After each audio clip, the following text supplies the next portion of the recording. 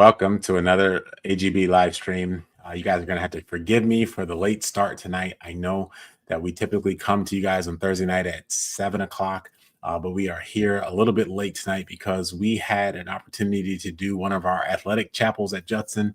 So if you're watching from Judson, thank you for locking in at that. We had such a great time talking about a completely different subject, but still one powerful and helpful to our lives.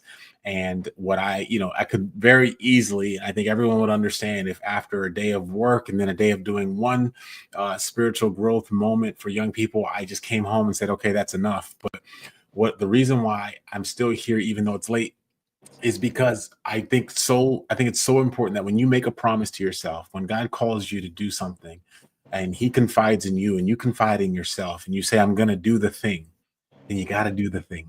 You got to do the thing because your confidence grows so much when you do the thing you said you were going to do when you confided in yourself. So I am so pleased to be here. We are not going to bring any tired energy. We are going to have some fun talking about a subject that I think a lot of people can grow from when it comes to understanding forgiveness. And we're in our family series. And in our family series, we're bringing on people from my family. We're going to bring on some people from JB's families too. But right now, we're going through people from my family. You guys had a chance to hear from my father last week. And so this week, I am so pleased to be joined by my beautiful, talented, charismatic, anointed mother, Lady Treasure, as she likes to call. But she is mom to me. So, Mom, thanks for coming on. Oh, I'm so excited to be here. And my son, as the host, is a treat. It really is a treat. Looking forward to talking. All right. So, what we're going to do is we're going to have a really good conversation about forgiveness. We're going to get into that vulnerable space. We're going to get into an honest space. We're going to talk. But first, what I want to do is set it up this story of Joseph. I kind of alluded to this last week that when we were talking about Jacob and Esau, that we were going to talk about Joseph this week because his story is rich with lessons for us to apply here in 2025. And so let's have a quick conversation about it with respect to people that both know the story, but also the people that maybe have never heard the story at all. All right. And let's try to talk about it in a way that gets both of them sort of fed tonight. All right, so here's the basics, okay? So Genesis 37, 23 through 24, Joseph's brothers throw him in a well. So the precursor to this really quick is a very popular idea of this, the coat of many colors. So Joseph was given a coat by his father that sort of identified him as the favorite. It was a very showy coat. It had very many colors. It was very luxurious. It wasn't a coat that you could hide in the back of the room with. I mean, when you wore the coat, everyone knew that you had it on. And so Joseph wore it around proudly because his father gave it to him. But his brothers took exception to it and thought, you think you're better than the rest of us. We're not so fond of you and the favor you're drawing from dad. So they comprised this really awful idea to basically take his life by throwing him into a bottomless well that didn't have any water in it. So Joseph's brothers were jealous of him because of his dreams and his father's favoritism. They originally planned to kill him, but Judah, one of the brothers, one of the 12 tribes of Jacob, convinced them to sell him instead. And this moment symbolizes betrayal by those closest to us. So as you guys are listening tonight, I want you to think about it, not just from the biblical standpoint of Joseph, but also from this word. The word I want you to think about is the word pitiful. So he's in the bottom of a well, and think of that as a pit. And then I want us to think about it from a very practical standpoint that sometimes we feel pitiful. We feel like we're at the bottom of a pit. Someone has hurt us. Someone has let us down, and we feel pitiful. And I want us to sit in that space and talk about what do we do when we're there. Now, from there, this story gets even better. Joseph, when he gets sold into slavery, instead of doing what I think most of us would do, which would be like to be really, really angry, have a lot of vengeance in his heart and a lot of hate in his heart, and just sort of, curmudgeon his way through his slavery days, he takes on sort of more of a can-do attitude, a more positive attitude. And now Joseph had been taken down to Egypt. Potiphar, an Egyptian who was one of Pharaoh's officials, the captain of the guard, brought him from the Lord Ishmaelites who had taken him there. The Lord was with Joseph so that he prospered. So the Lord was with Joseph even when he was in slavery. And he quickly, sort of with that can-do attitude and with his talents of being able to interpret dreams, rose to power in Potiphar's house. So the slave owner's house, he got out of the field and out of the sort of boring labor and got to go into the house. Now he's still a slave, but one with favor, one who has access to the master. So much access so that what we're depicting in this picture is Potiphar's wife. Potiphar's wife came to know Joseph and she took a liking to him. And the story is told that she took too much of a liking to him, that she ultimately seduces him, tries to get him to like do something that she wants him to do that would get him in a lot of trouble. But Joseph, even in that moment, was righteous and he refused her advances, but he did leave his cloak behind. So he leaves his cloak behind in this room, and Potiphar's wife, when Potiphar finds the cloak, instead of her admitting, "Oh yeah, that was me, I brought him in here," she tells us a lie and says, "No, he made an advance on me. He came into my room, and he was trying to be disrespectful." And Potiphar loses his mind, as any slave owner would, and says, "No, no, no," throws Joseph in jail, okay, for something that he did not do. Now, what does Joseph do in that moment? Genesis 39, 20, 21 says, Joseph's master took him and put him in prison, the place where the king's prisoners were confined. But while Joseph was there in prison, the Lord was with him. He showed him kindness and granted him favor in the eyes of the prison warden. Despite being wrongfully imprisoned, Joseph remained faithful. He also then continued to use his talents, use his gifts to interpret dreams of the Pharaoh's cupbearer and baker. So it's important to note, he doesn't interpret the Pharaoh's dream just yet. He starts off by just interpreting people who work for the Pharaoh, and he shows off his prowess. He gets a reputation as someone you can seek out if you have dreams that you don't understand. But for 2 years, the cupbearer and the baker ignored him and didn't tell the Pharaoh of this talent, even though the Pharaoh was looking for someone who had this talent. So Joseph now has many people that he can hold a vengeance against. He's got his brothers he can hold a vengeance against. He's got Potiphar and Potiphar's wife that he could be justifiably upset with. Then he has this cupbearer and this baker who he's blessed, he's helped with his talents, but they've left him to rot in prison all the same.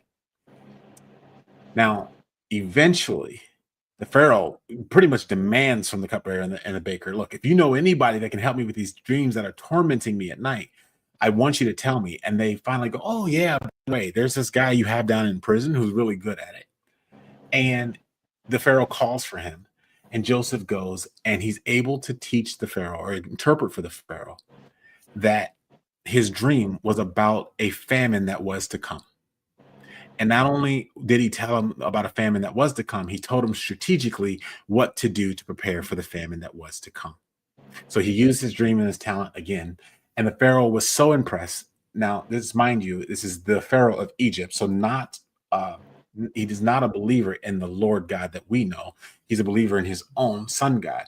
But he is so impressed by this believer in God that he rises him to the second in command in all of Egypt, which at the time is the dominant country in all of the world. And so this is his story. Now, this is when it gets really cool, at least for me. And this is why we're going to talk about this from a subject of forgiveness.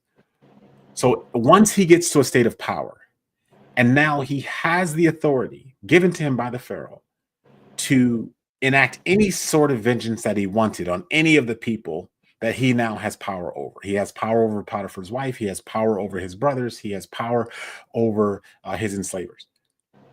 And he uses that power not for himself, but ultimately for forgiveness. Now, the Bible does teach us that he does test his brothers a little bit, and that's going to be important when we break down this conversation. He does test his brothers a little bit before he ultimately forgives them. He puts them through a couple trials to make sure that they're not still the same selfish brothers that threw him in the well. But when he notices that the same brothers who threw him in the well are present in Egypt because they are without food, and then he sets them up to make it look like they stole some stuff from him, and they did not steal it. They ultimately repented for their sins. He knew they were changed, and the Bible says he embraced them.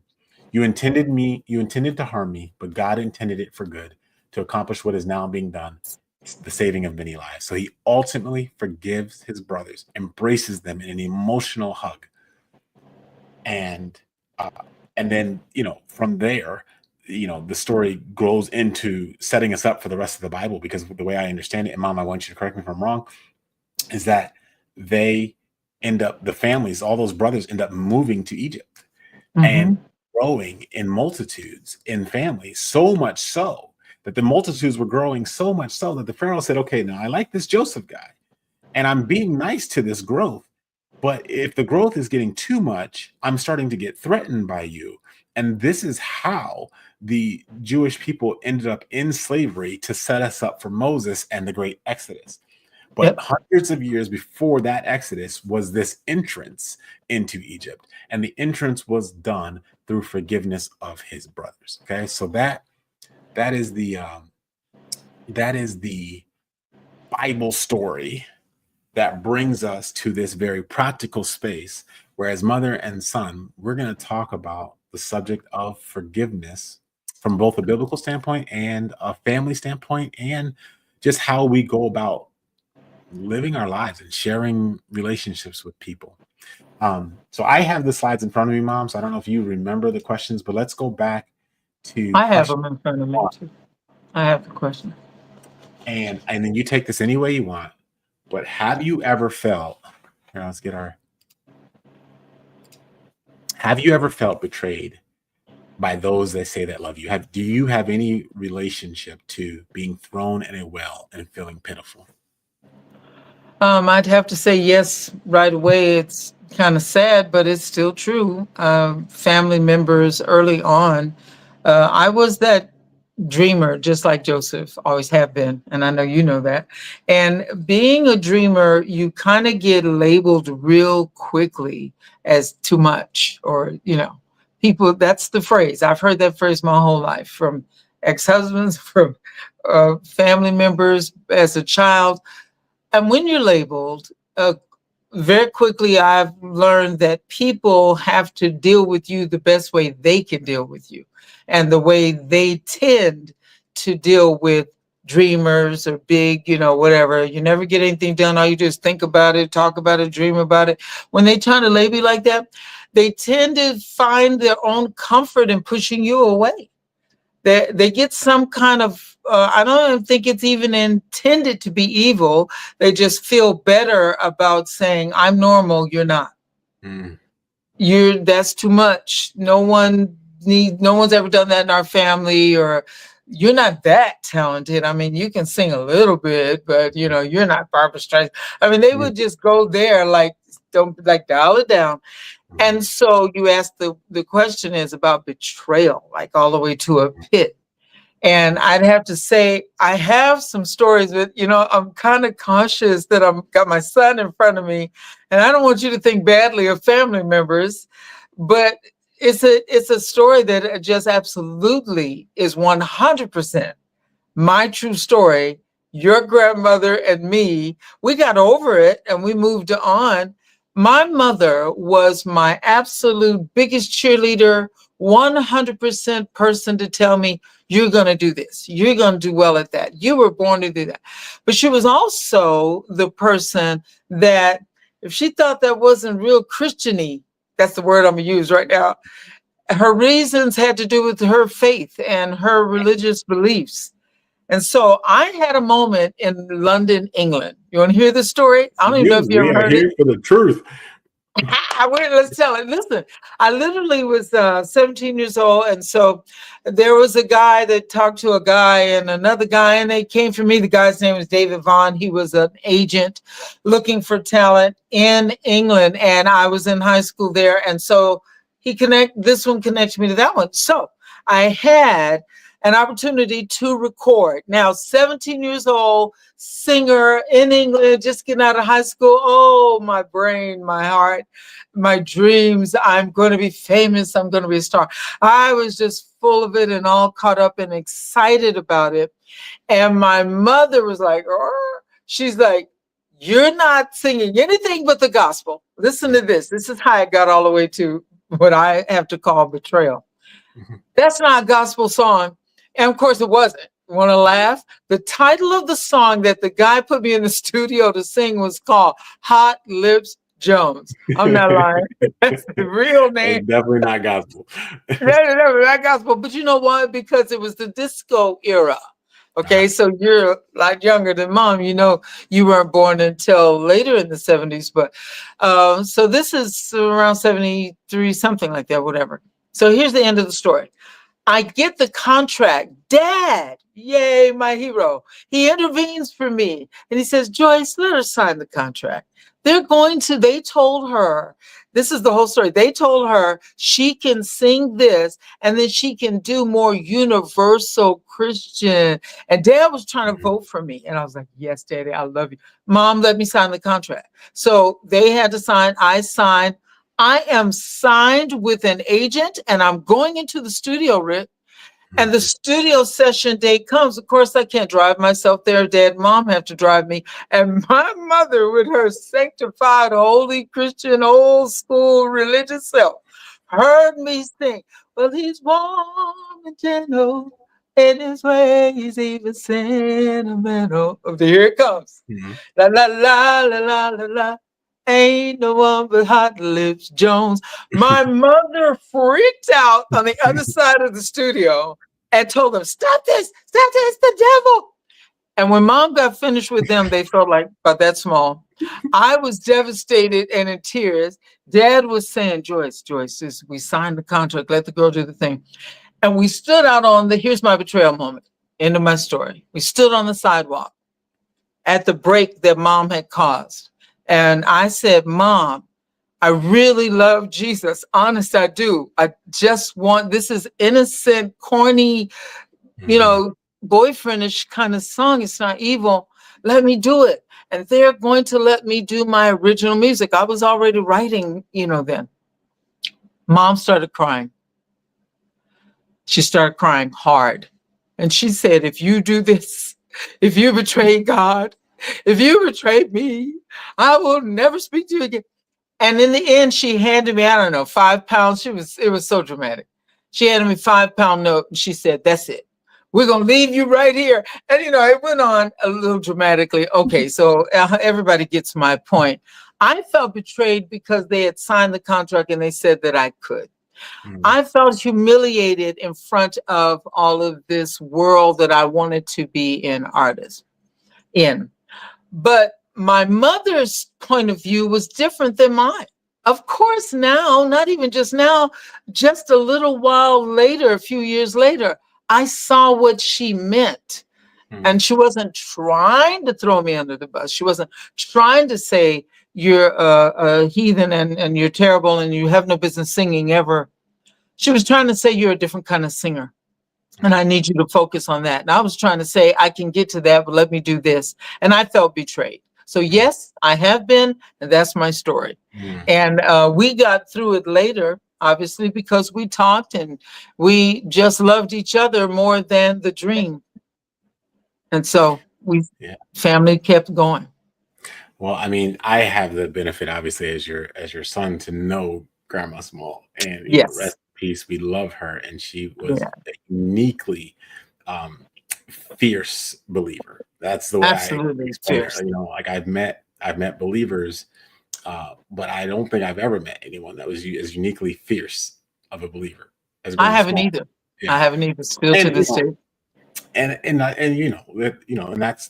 that's to her credit ultimately. But I can see how being raised there, it leads to that sense of like, that it's difficult, But my question is, okay, so you're there, you're in London, you're feeling that way, and then how much of your attitude reflected that feeling of betrayal? Did your attitude go immediately into a sense of angst and frustration and payback and I can't believe it? Or did you immediately, were you able to hearken some of Joseph's spirit of, even down here in this dry well, I still trust God that ultimately my dreams are going to come true and he's got my best interest in mind? There again, I go back to Mom. The answer is yes, because I was upset. I was frustrated. But remember, Mom was my best encourager as well. Mhm. So once we got past that moment, she said, "You were born to do this. You are still going to do this." I kept on writing. I kept on singing, and I found it in Christ. I found it in my relationship with my mother, and I found it within myself that I just can't be silent. I'm a singer. I have to sing. I'm a writer. I have to write. So yes, I kept going. And I was able to forgive her, and she eventually forgived me too for what she just saw was bad choice in a moment. And at the time, I thought she was just destroying my, you're 17. She's Right. destroying my future. We got past that. Yeah. And I kept on being creative, and she kept on encouraging me. Yeah. So obviously my what the story that I would bring to this question is a little heavier, and obviously it involves you, but we're talking from a place of much healing, and like I said, I had dad on last week, and we did the same thing where we talked about things from like an honest point of view. But you know I want to speak to anyone who's listening to us, whether it's in the replay, uh that is a child of divorce, because Yeah, divorce is tough. It's tough on a child's mind, and a real tough. child, a young person, often will interpret the breaking of a family as to be their fault, or to be some sense of betrayal for them, to be some sense Mhm. of well type dwelling and feeling bad. And so in that space, when you're there and you're not sure why the family isn't together, and you're not sure who you want to blame for it and all of that, it is extremely difficult to get to a space that Joseph seemed to be able to get to, of Yeah. like, trusting God, everything's okay. And there is no one to pay for this. Like, there's Mm. no vengeance to be given. And so what would you say to someone who, from, again, from a practical standpoint, is in that space where someone's wronged them and they can't get to that space? They can't get to that forgiving space that God's got my back, I'm okay. They're down in that well, and they can't wait to get out so that they can make someone pay for it. Yeah, it is hard. I have to say, I want to kind of touch and agree with you and anyone listening. It's just hard. I'm a child of divorce, and of course, I've been divorced, and I know that it's almost like something falling apart, and you can't grab. You can't save it. You can't grapple with it as the adults being divorced and the children responding to the divorce. Nobody seems to be able to catch a hold of the string. You know what I mean? It's like the thread just kind of runs away from you, and you pull it, and you can't get it back together again. It's a Humpty Dumpty that's off the wall. But I think the pain first has to be faced, if I'm Mhm. honest. You have to face the pain first. I don't know. The Bible doesn't tell us the inside thoughts of Joseph, but somewhere I feel like he had to face the pain of being betrayed. I think Mhm. he had to. We know later what he did, but I'm talking about when it's happening to you. I Mhm. think when your parents are being divorced, or if you're going through divorce, you have to face the pain first. This does hurt. This stinks. I wish Mhm. she had done that. He had done that. I had done that. We didn't. Who's to blame? Shoulda, coulda, woulda. After a while, you just got to let it go and say, this hurts, but we got to get past this. And Yeah. then maybe you want to think about what is it going to look like family wise after the split? Because a mom is still the person who gave birth, right, Rick? A Mhm. dad is still the one who gave the seed for there to be a birth. So there's still a father, there's still a mother. Mhm. And then the children, maybe your offspring, you can be all deep about it. I'm your mama, I'm your dad. But there are now these fragmented feeling, you know what I mean? People wondering, where did my family go? Mhm. uh where did my family go? I have so many memories of you guys. I don't, and I will only say them if you tell me you really want me to, but I'm not going to say all of it. But I have memories and moments that they hurt to even think about. But then I remember how we got past it. But it hurt. It wasn't enjoyable to leave your father. It wasn't enjoyable for your father to not be there for you when you're going through a time of puberty or whatever. And Mhm. moms, I love all of you out there. Don't be mad at me, but no matter how hard we try, we are not men, and Yeah. we cannot replace a dad. We Yeah. can do what we can do, and some of us do very well and some of us don't, but we can't be dad. Yeah. So it's fragmented, Rick. So I said painful, and you need to face the pain. It feels fragmented, feels like you can't gather it. But the focus eventually has to be on, well, we got to be some kind of family because we're still a mom, a dad, and kids.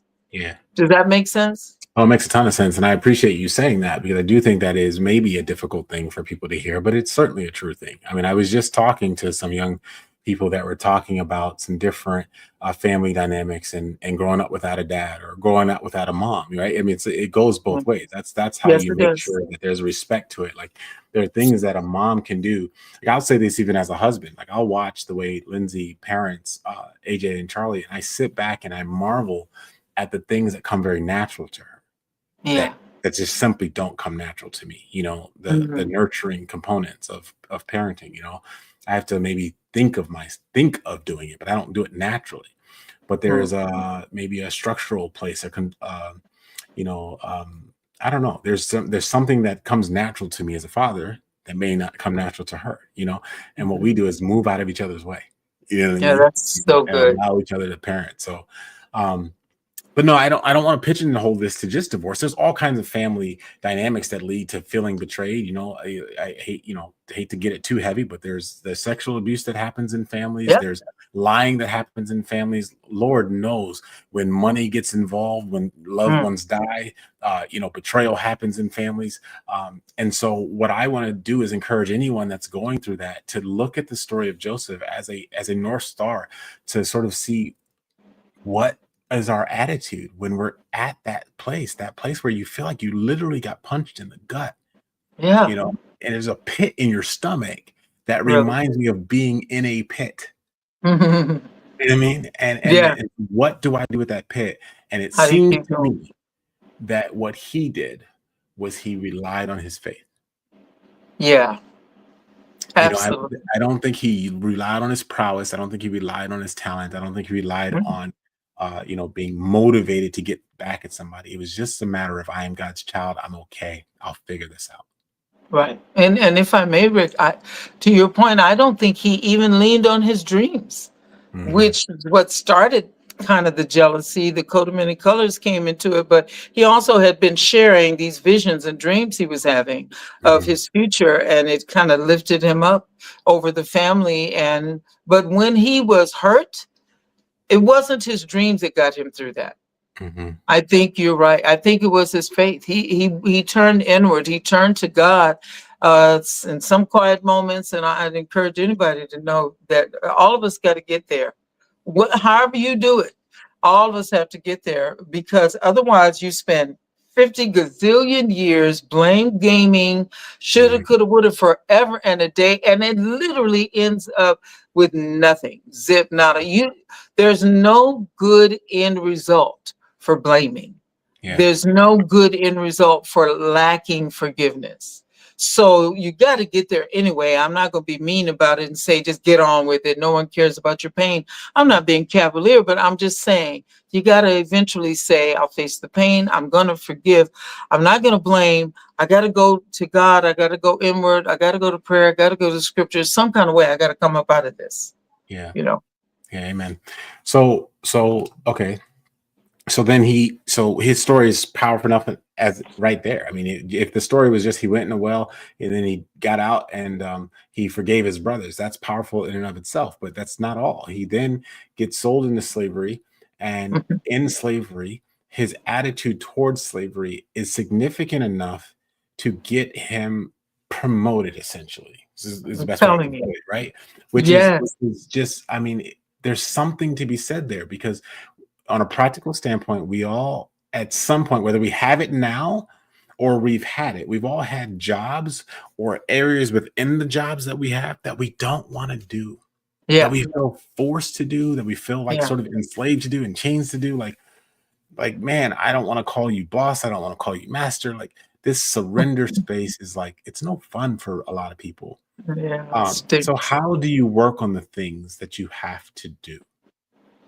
I think something you said earlier, I wrote it down because it struck me. You said he had favor in slavery. Mm, And then you talked about his giftedness showing up in prison. I think he just intuitively went for the favor on the inside. It had to be that because he was just too consistent in jail. He was Mhm. just too consistent. We know he had to be sad. We know he had to be mad at whoever. We know he had to go through. He was in prison, but he got favor right away. And he was put in a position of leadership in a way in jail. And so I think he went to his favor spot. I think he knew he was special to God. That's my feeling. And then the gifts, the Bible says, makes room for itself and brings you before great men. That Mhm. scripture was at work for Joseph without him even trying. His gift, in this case, interpreting dreams, Mhm. just was brought to the forefront. It was needed. So he could have been sitting in a corner, pitiful. He could have been sitting in a corner, aggravated, frustrated, bemoaning, drawing ugly pictures, Mhm. emoticons, you know what I mean? Mhm. Emotion, what do they call? Emojis. That's what I'm trying to Yeah. say. He could have been drawing emojis on the cave walls of his brothers. I don't like you, and take that, Right. and take Yeah. that. But that is not what he did. I think he went inward. The favor of God, there was just, I don't know, I'm going to call it a flow, for lack of a Mhm. better word. And his gift was there. So when people are asleep at night and having a dream and wake up telling it, he's not sitting over there saying, I'm not talking to anybody. He just tells them what the dream means. Yeah. His gift operated. Then another one, and he just tells them what the dream means. So he let his gift flow. And I think that is, to bring it to modern times, a way to look at how can I work for this person? Some people are just bad bosses, Rick. Mhm. They're just Mhm. aggravating. They don't know what they're doing. They just got to the position before you.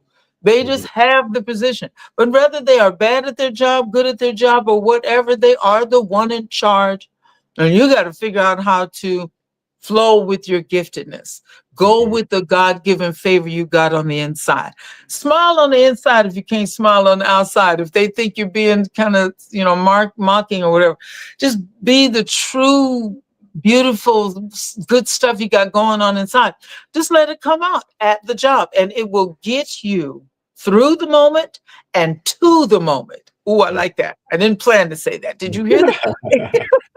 It'll get you through the moment and to the moment. So he got through being in bondage and to the moment later as we get to it about where he became a leader. So Yeah. faith, yes, forgiveness, and favor and giftedness is Yeah. how I think he flowed through that.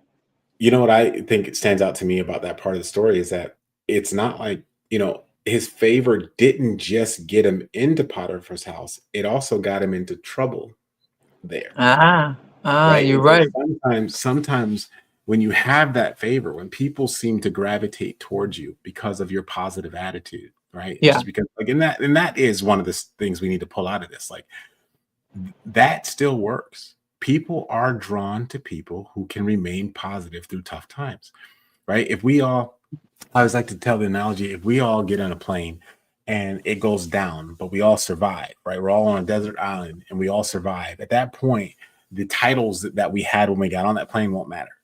Mhm. Once that plane crashes and we're all on this desert island, what's going to matter is whoever's calm, whoever shows prowess in this particular situation, Yeah. right? And like, Oh, I don't care yes, what your that's so title is. If good. you're a good fisherman, that's what I'm going to listen to when it's dinner time. And if you're a Okay. good, you know what I'm saying? And so your Yes. prowess and your ability to stay calm and who you are in the midst of trouble is how people end up following you. And so I Yeah. think Joseph had that. He had that natural ability Mhm. to remain with character. And so it drew Potiphar first to say, "I'll come in my house," but then it also drew his wife to say, you know, Oh, "I would talk like to about that. I would like That to little tempt stinker. you. I would Yeah. like to, and I like to teach the word tempt to literally go with the word temperature. Mm. Like anytime you're getting tempted, it's really a way to gauge your temperature. To say, like, where are you? How hot, how cold are you on the things that you say you want to be?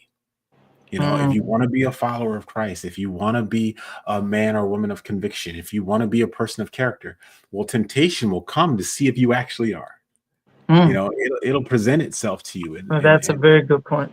yeah. That So I makes me said, want to preach right there, but go ahead. I have to meditate on that later. It was so but good. no, I mean, we have two more questions to get to, but that's the thing is like I'm taken by the fact that even in the favor got him in, then the favor basically got Uh, him out because he held character. yeah. And so sometimes holding character still gets you punished, Ooh. right? And it doesn't that kind of sounds like counterintuitive, but when you think of the end of the story, it doesn't, No, right? right. But Because so he, character is built. yeah, Yeah, a lot of good things come out of tough mhm, times and being tried. So it's not so bad. Of course, she had no business flirting with this kid, right, but it's the end.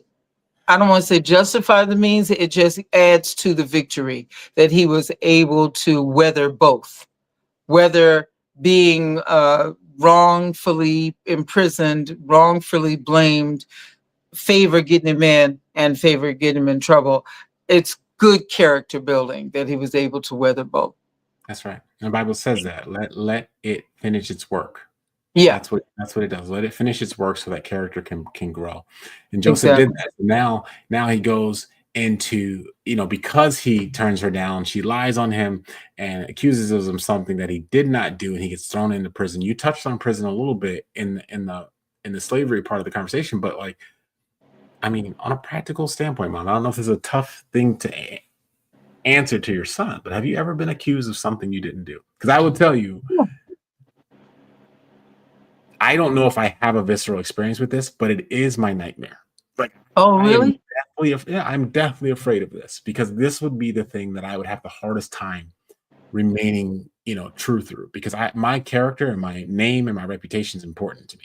Oh, So if good. someone tries to say something that I did not do, like, man, that is you Oh, want to see me sweetheart. get frustrated, You that'll don't, do you don't have enough time on this broadcast it. to hear your 67-year-old mother with 39 years of full-time ministry to Mhm. tell you how many times godly people, preachers, pastors, friends, I'm not talking about family now. I'm talking about ride or die, best friend, preacher friends. Accused me of things. I wasn't only innocent. The thing they were saying, they were attributing to me because somebody said it one day, they bought into it, so they repeated it. And next thing I know, everybody's saying, oh, wow, wait a minute. That must be true. The thing wasn't even like my person. It wasn't even anything like me. There wasn't even an instance that someone could point to and say, that's what she did right there. That's why that looked fishy. So I've had too many. So Yeah. I'll just speak of it in a general sense, but Detroit is the place that I'm Mhm. thinking of. Yeah. And I went into a city, I'm still going to say general, but I went into a city to minister, and I was given a 1-day engagement to speak on a Sunday night, and I preached straight for 4 months. Now, Mhm. that's how much they believed that God was with me. This story is short. Guess what? By the end of the 4th month, I was a witch. I was gay. I Mhm. was untrustworthy. Same people. So I understand this story. I'm talking about the same preachers that put me up, gave me big offerings, took me to Mhm. get my hair done, took me to Fisherman's Wharf, the fancy restaurants. I mean, they were just parading me around in a Mercedes Benz. I mean, they just laid it on thick. The Mhm. visiting prophetess, anointed, oh.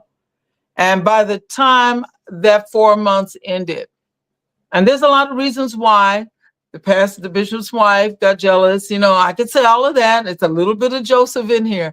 Mhm. But the bottom line is, yes, I was accused of things that were not me, Mhm. not gay, not a witch, and I have good character. Yeah. I'm Yeah. just saying.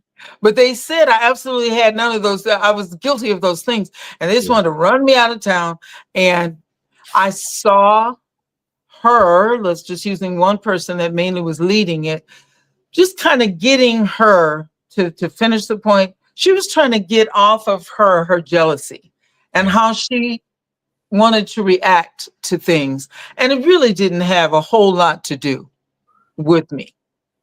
I Yeah. was just a vehicle to say, hey, husband, you're not paying that much attention to me, and how dare you trust this lady, and blah, blah, blah, blah, blah. Yeah. So, yeah, I was accused, and it wasn't me. And I will tell you, don't think that I had Joseph's immediate reaction, because I did not. Mm-hmm. Mm-hmm. I was Mm-hmm. hurt. I was embarrassed. Some of it shocked me, because it was when it came out of the pastor's wife's mouth, I knew that she didn't trust me. But when Right. Bishop said it, I cried, broke Yeah. my heart, made me feel totally gutted. Yeah. But I eventually, not at first, I eventually forgave, walked away in peace, and God blessed me as I went on to another assignment. I appreciate you saying that, because honestly, that's the part that I would be honest too. Like I don't think I'm capable of pulling that grace that Joseph pulled in Yeah. in that place. You accuse me of something I didn't do. I'm in prison for it, and I'm Yeah. upset. I know I am. I'm angry, and if I ever get Yes. out of here, I want to free my name. I want to clear my name. Yes. Um, and so, on a practical standpoint, I think if you are stuck in a mental prison, if someone's got a hold of you to the point where they've made you feel small, they've made you feel less than because of things they're Mental saying prison. that aren't true, then I think we've got to look to Joseph for what to do. We Yeah. can't let people's um, ideas of who we are become who we are, right? Yeah. People's Oh, ideas that's of who very we good. are often more about them than they are about us. Yes, it is. And Potiphar's wife was probably feeling a sense of rejection. She had a pit in her stomach that she didn't know what watch to out. do with, right? Yeah. So Yeah. since she doesn't have the character to deal with that pit, she's going to take it out on the young man, and that's Yeah. what happened in Detroit. If there's someone that didn't have the character to deal with the pit in their stomach that you may That's the have good. made them That's feel, exactly. then they're going to Yeah. take it out on you, Yeah. and then you might lose your blessing if you become vindictive about that. Yes. I think might is not the case. I think you definitely can. You just absolutely lose it. But I want to just point out that it takes emotional responsibility. Mm, I think Joseph decided to be emotionally responsible for his own actions. I mhm, love it. Otherwise, he wouldn't have run. No, the average young man is not running away from a powerful, beautiful woman, and mhm, that's just wanting him to have a free little moment with him, the average guy. But there yeah, was something on the inside of him, and he did say it. He put it in words to her. He said, "I'm not my leader here, my boss, your husband. Trust me, and mhm, I'm not going to do that against him or my God." He says that. mhm, So he was spiritually and emotionally responsible. So yeah, I'm going to give credit to anybody watching, as I did to myself, that we're going to be sad, we're going to be embarrassed, we're going to be hurt, but let's be emotionally responsible. Let's mhm, not let's not just leave it there and say they did that to me. How dare they? No, let's say instead of wanting to fight and do all the things that are not fruitful, let's be emotionally responsible and say, God's watching me. mhm, I need to be accountable to him. And I'm not going to now go from you receive from your pit of your stomach and take it into the pit of mine. And now mhm, we're going to both just have a crappy gut moment of no resolve. I mhm, love Joseph's story. It's always been one of my favorites. And he had the faith, the strength, the grace, and the fortitude and the emotional responsibility to say, look, lady, I'm responsible for what I do right now, and I'm not getting ready to sleep with you. And right, I'm not going to betray my God. I'm not going to betray and I did in Detroit. And eventually, within that same period of time that I was there, I had to say to the bishop's wife, I don't know why you are doing what you're doing, but I do know that I love God and I love you. And I'm not going any further with this. mhm, I'm not. I just, what I rejected, Rick? mm, I rejected the ugly thing that was trying to get in me. It was trying to get in me. It was trying to make me feel some kind of way. And you know what it leads to? Bitterness. hold that, Okay, I'll hold. because I mean Thank that is the crescendo, right? Okay, So, but just remember that we said that, right? You said I will.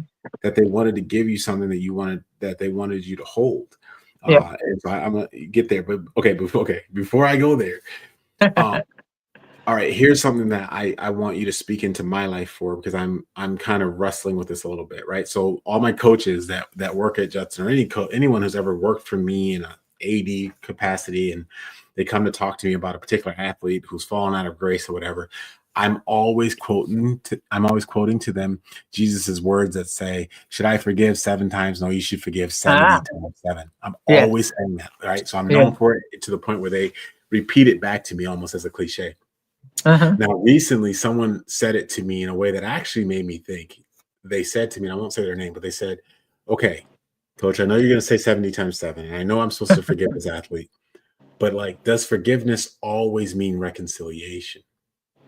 Can you just sometimes forgive without necessarily bringing them back into your house, without, in this case, bringing them back into your team?"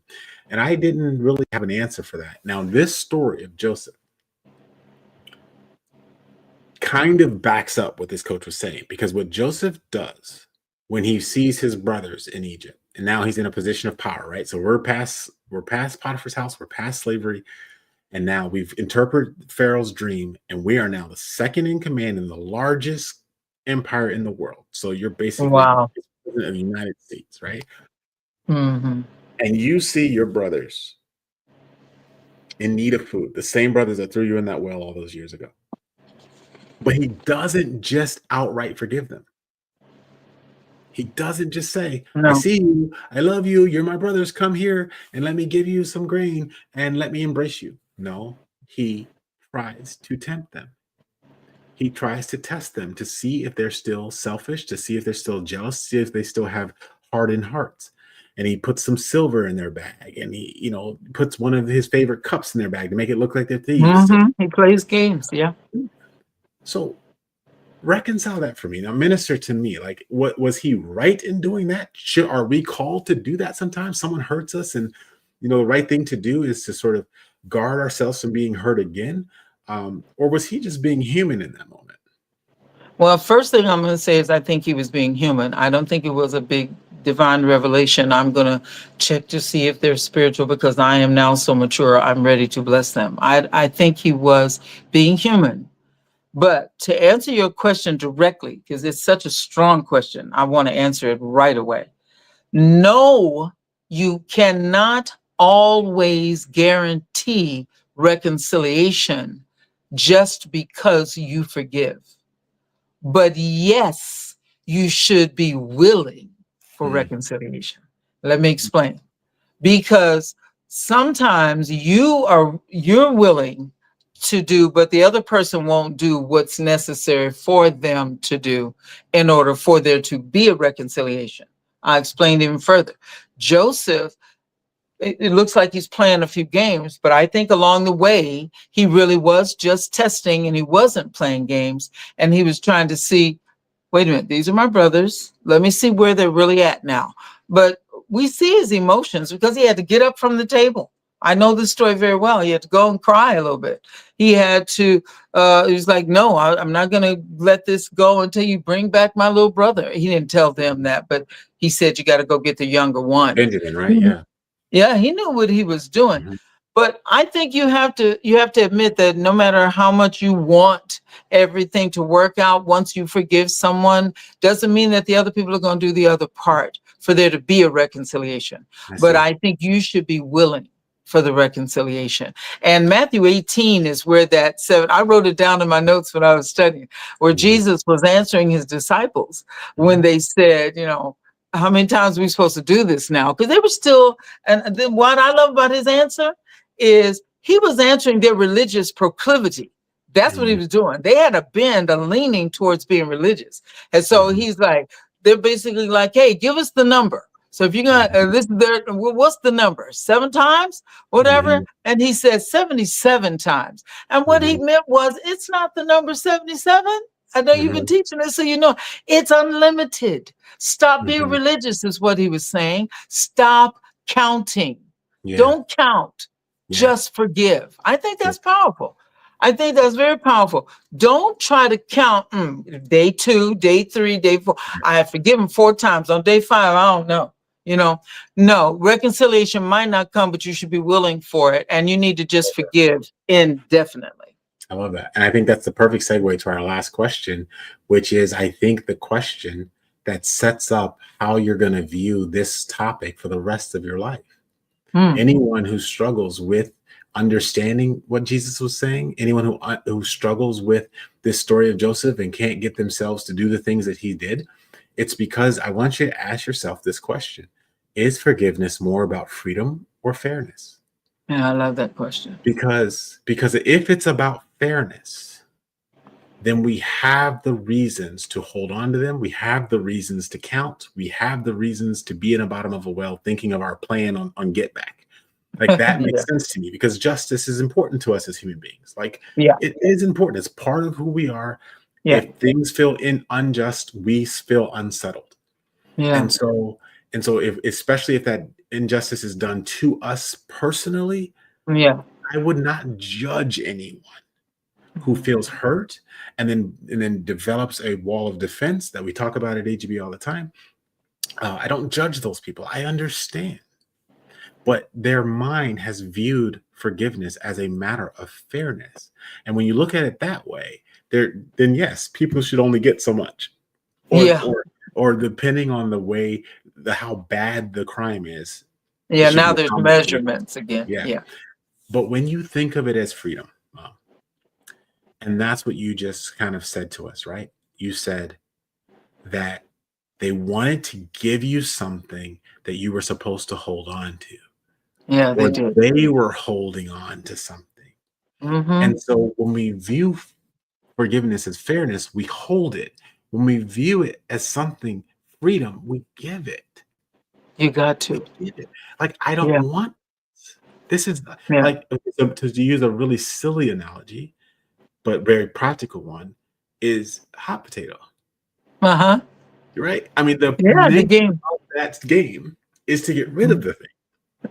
And almost every other game that I know, the nature of the game is to hold on to the ball. Watch out. In Wow, that's football, good. basketball, soccer, like, hold on to it. Don't fumble it. It's the Keep most it. precious thing. But when Mm-hmm. someone does you wrong and someone does an injustice to you and someone hurts you Oh, and someone wow. makes you It's feel about letting pitiful, go. and that, yes, the whole job is to hot potato that thing. Get rid of it.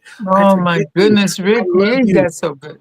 Yeah. 70 times 7. Just, I Get don't it want off you. this, Yeah. I won't because even count.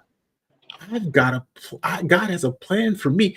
Now, for some of us, it's the second in command in Egypt. For some of us, it's a popular YouTube channel. For some of us, it's a ministry. For some of us, it's a Whatever. company.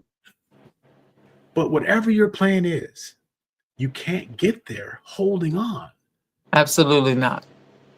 Absolutely not. And Matthew is where it all is. You can read it all through Matthew. Matthew 6, he's telling you forgive so I can forgive you. That's Mhm. one to point out. It's a healthy thing. It's a healthy thing. It's a do right thing. It's a fix your future thing. It affects everything. And then another verse, I'm not going to look where it's at. I wrote it down, but I think it's in Matthew 2, where he says, if you come to me with a gift at the altar and you want to bring this before my presence, and you got unforgiveness between you and a brother, he says, stop. Don't even give me the gift. Leave it at the altar.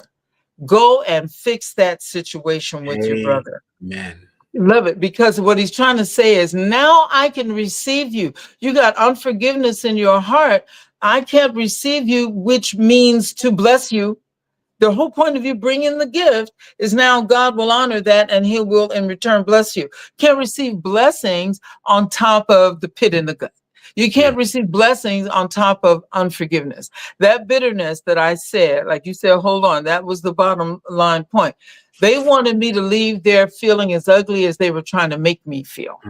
One, I knew I was innocent, but innocent or not, no one wants their reputation to be glorious of 4 months before and horrible as you exit. Nobody wants that. That's a terrible thing. But I said something. Can I just tell you an actual incident? We got time. In that moment, the bitterness wasn't allowed to reside because I remembered Jesus's instructions. I got to forgive my brother. I got to go to the next, I got to deal with my family. I got to deal with my neighbor. I got to go to the next assignment. I can't be unforgiving. So I know I had to get rid of it, but I just had to ask a question. I'm feeling a little bit about like Joseph in this moment. One of the preachers who canceled my engagement to his church because of this maligned reputation called me on the phone and said, I'm sorry, prophetess, we have to cancel. And I was like, I'm already in town. I've gotten the ticket. I've flown here. You're telling me now that I'm not coming to your church to do revival? He said, no, ma'am, because of this, this, and this. And it was all based on the lie. I canceled engagements. So now I'm getting ready to get mad because my ministry is actually literally being affected going forward. Mm-hmm. And the Holy Spirit helped me in that exact moment. In that exact moment, I said, you know what, my brother, just like this, I'm talking to a pastor who's canceling me after I've come to town based on lies. I said, you know what, I forgive you. Basically, I couldn't let it go, Rick, without saying this. I didn't know that you planned the activities of your church based on gossip. Yeah. Go ahead and laugh, everybody. What do you call that, Rick? Huh?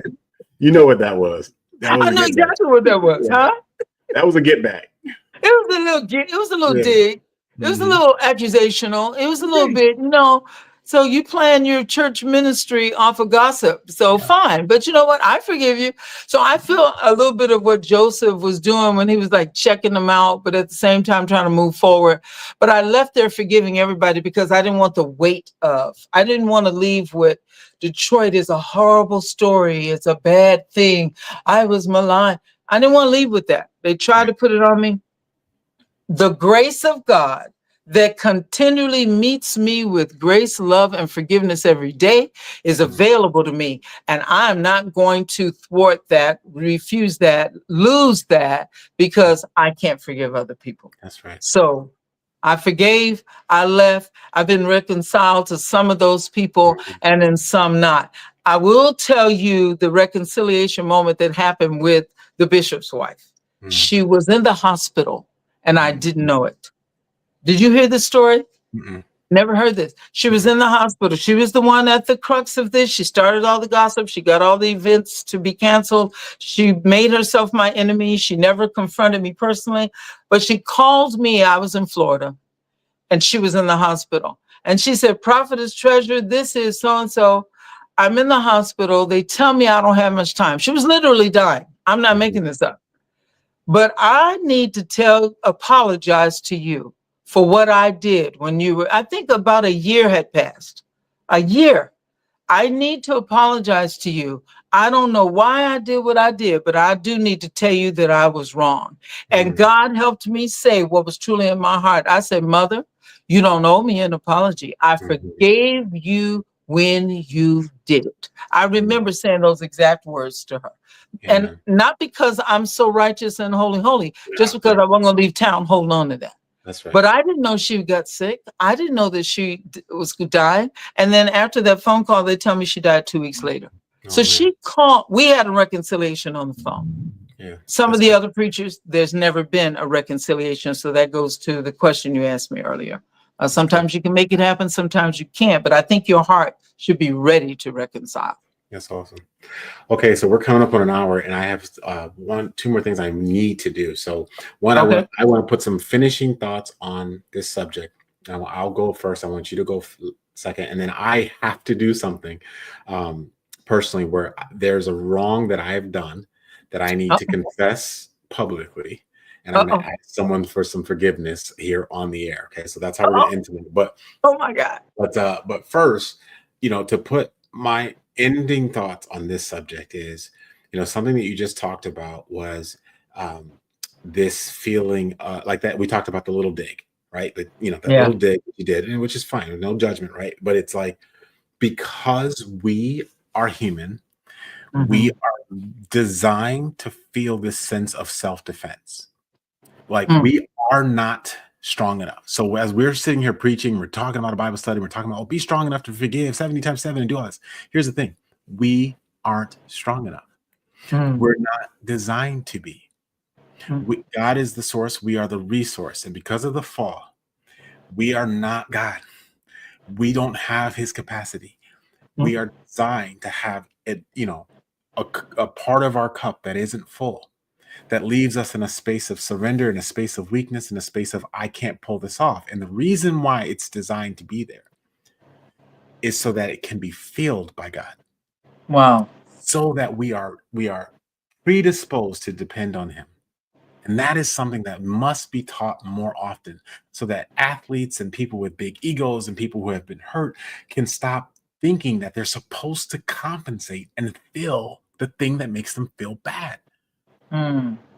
It'll get rid of so many different, alcohol, all the isms, right? All the isms are compensations. They're all trying to fill something because they think it's Yes. supposed to be filled. Wow. And my message that I want everyone to get, if you don't remember anything else we talked about today, is that you're not supposed to fill it. Leave it right where it's at, in this sort of like weak, pitiful, I feel awful space, but fill it with the Holy Spirit. Fill it with time with God. Fill it with your scriptures. Fill it with those red letters, those beautiful red letters, where God in the form of man taught us exactly the way, the truth, and the life. Yeah. Fill it that way. And then suddenly you'll live in a space where 70 times 7 doesn't sound like a lot, Yeah. Just because stop counting. you're not relying on your own strength to do it. Hmm. And so those are my final thoughts. Mom, you do the same thing. Preach to the people, give them something they can work throughout the rest of the week. Sure. I just want to remind you that Jesus experienced the ultimate betrayal. Mankind. Mankind. I mean, no matter. They followed him around in multitudes. They applauded, they praised, Rabbi, Rabboni, they loved him. They lavished upon him, they put out the palm leaves and glorious Jesus. But when it became a ride or die moment to choose someone to be crucified, they said, give us Barabbas to go free and crucify him. And a whole lot of those that were in the multitude that loved him betrayed him in that moment. Yes, it was the ultimate will of God, because God had a plan before the foundation of the earth. But nevertheless, Jesus was man and God. He was God robed in flesh. He was humanity on display. So he experienced the ultimate betrayal. And his example is the best example of all. He just automatically says out of his mouth, just forgive them. They don't know what they're doing. Mhm. They just don't know what they're doing. And so I say to the person that's trying to give you that pit feeling back at you, just tell yourself they don't know what they're doing. That's right. I just forgive them, because they don't even know. They think they're going to get some relief by accusing you and treating you badly, but they don't know that they're asking for trouble back. They don't know what they're doing. So just forgive them, just like Jesus did. That would be my words. I love it. I love it. Thank you so much, Mom, for coming on. I love you so Oh, much. I enjoyed it so much. I know we have had our You're a own great journey. teacher. You're a great teacher, I said. I am the resource. You and Father are the source. And so Yeah.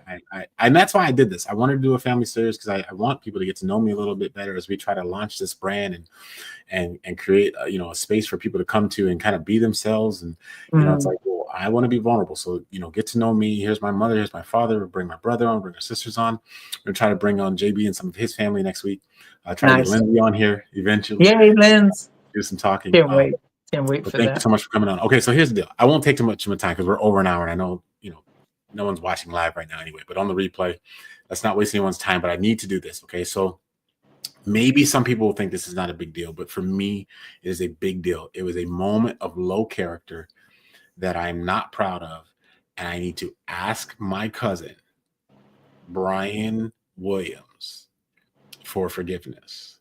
So I was in college. I think it was my sophomore year, and I went up to Ohio to visit Aunt Donna, Uncle Keith, Brian, Brandon, and Nakia. And I spent a weekend there, and they opened their home to me, and they fed me. This is my father's brother. They have no reason that they don't have to do that. Aunt Donna took me shopping. She bought me clothes. She showed me so much love and appreciation. It was a beautiful weekend. I went to church with them, and then just an awful moment of character came after church. I went out to they had a basketball hoop at the time, and I'm a sophomore in college, Mom. Like I'm 6'4", and I Yeah. can jump over the rim, right? And Brian and Brandon are probably maybe 16 at the Yeah. time. I don't know. They're significantly younger than I am. And we went out there and we're just shooting around, we're playing 21, hanging around. And suddenly Brian says to me, I could beat you, 1-on-1, or I could beat you in horse, or I don't even remember what the game was. I don't remember what the game was, but in some basketball contest, he said that he could beat me. And my ego was not strong enough to let him win. And my ego was not strong enough to not take advantage of him. So he said, I can beat you. And he said, if I don't beat you, you can have my CD player. Now, at this time, like technology, I mean, a CD player was a big deal, right? There's Yeah. no iPods or anything like that. So like I wanted it for going away for basketball games, right? Like, to have a CD player, all the other players had it. I didn't have one. And just as a low character moment, I just really wanted that CD player. And so I made the deal with him. I said, fine, let's play. If you beat me, you can have this. And if I beat you, I get the CD player. And I knew I was going to beat him. I knew it. And I beat him and I took the CD player. And it has haunted me for years. Like Wow. it just bothers me so much. And I know everyone's like, oh, come on, Ray. But no, it was really, really a crappy thing to do. And so I text Brian and I asked him if he would come on so I could share that with him personally. He's too busy. He's traveling, but I'm going to send this clip to him and I want him to know I love you. You are my family. You are my blood. And what I did that day was wrong. And I'm asking you to forgive me if you have not already. And then so I'm also doing that to publicly show you guys that it is hard to do.